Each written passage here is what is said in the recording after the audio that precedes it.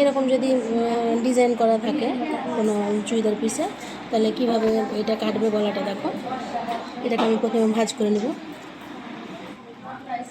এর মধ্যে দিয়ে ভাঁজ করে নিলাম।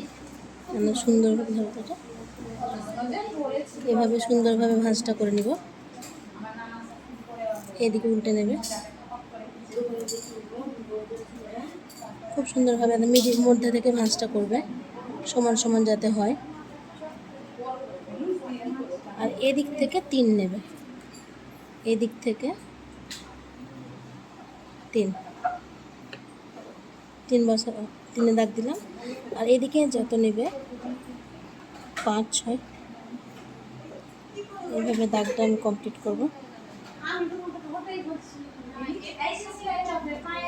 এটা আমি গোল করে কেটে নেব। এইভাবে আমি এরকম ডিজাইন করা থাকলে কাটতে পারবো। এটা গোল করলেও হবে, যদি এরকমভাবে এটা করো তাহলে এটা 3 কোণা হবে। তোমাদের এটা ডিজাইন এবার যা করবে, প্রথমে এখান থেকে এটা 3 করে নেব, আর এখান থেকে এটা 3 করে নেব। তারপরে এই দাগটা কমপ্লিট করার পরে তোমরা যেটা করবে সেটাই হবে।